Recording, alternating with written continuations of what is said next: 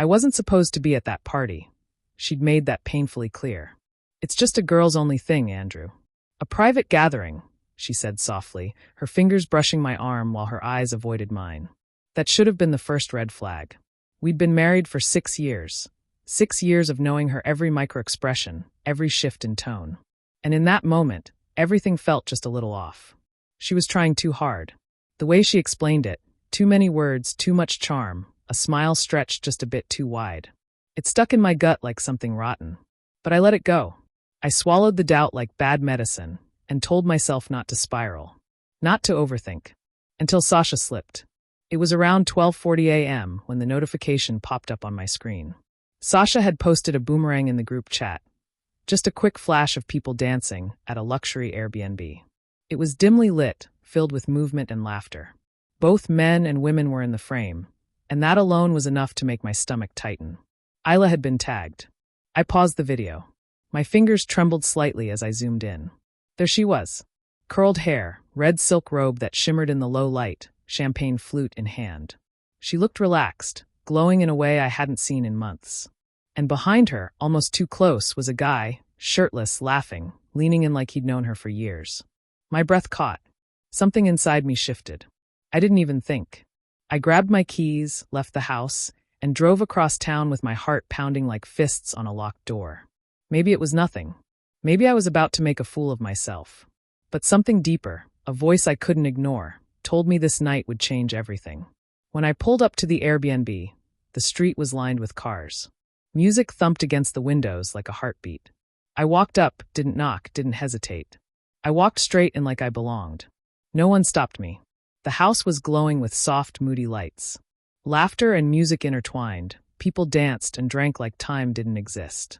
I moved past the living room, through the kitchen, eyes scanning the crowd for her. No sign of Isla. Then I heard it. Laughter upstairs, muffled, intimate. A woman's giggle. A man's voice. My legs felt like lead as I climbed the staircase. At the top, a door was cracked open, warm light spilling onto the carpet like a secret trying to escape. I didn't knock. I didn't call her name. I just pushed the door open. And there she was. Isla. Perched on a bed wearing nothing but black lace, legs crossed like she owned the moment. Beside her was that same shirtless guy, whispering something that made her laugh. Really laugh, the way she used to with me. For a breathless second, they didn't see me. I stood frozen. Then my voice came out, calm but razor sharp. You look real comfortable. The air changed instantly. She turned toward me like she'd seen a ghost, color draining from her face. Andrew, what are you doing here? Oh, don't stop on my account. I stepped inside. I came to see the girls' only party you told me about. The guy stood up fast, hands lifted like I was holding a weapon. Hey man, I didn't know she was. Save it, I snapped. You knew exactly what this was. By now, voices murmured outside. A crowd was forming in the hallway, drawn by the sound of something unraveling. I didn't care. Let them watch. Let every single one of them see. She told me this was a private girls' night, I said, louder this time. Told me not to come. And now I see why. Isla scrambled for her robe, reaching for damage control. Andrew, please, let's talk in private. No, I said, stepping back. Let's talk right here. Let's give your friends a real show. Her friends froze in place. Sasha was there too, avoiding my eyes. Some held up phones. I didn't stop them. I gave you everything, I said, voice thick with betrayal. 6 years. Loyalty. Patience. And this is what you do. In a rented house with some clown and a bottle of cheap cologne. The guy tried to pass me. I blocked him. You better hope I don't see you again. He backed away, eyes wide, retreating into the corner of the room. I turned back to Isla. We're done, I said quietly. I hope this was worth it. And I walked away. I left the music behind, the whispers, the lies. Left her. I heard later that the party ended shortly after. The laughter died. People slipped out, uncomfortable in the wake of truth laid bare. They called it the night Andrew burned the house down without striking a match.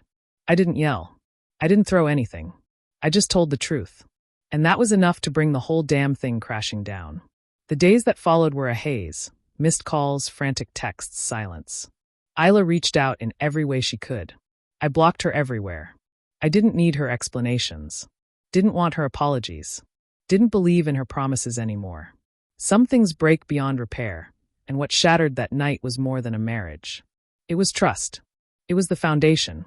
And when that's gone, there's nothing left to build on. Weeks later, I saw Sasha at a cafe. She looked tired. Said everyone knew. Said they saw it coming. Even her closest friends had stood by, waiting for it to explode. And explode it did. Isla never came home. She moved in with that guy, Chris, I think his name was.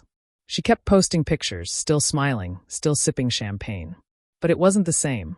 Not for me. Because in the end, the only thing I really lost was the illusion. The trust. The belief that what we had was untouchable. And once that was gone, all that remained were ashes of something I should have seen coming. But I didn't need her anymore. I was free.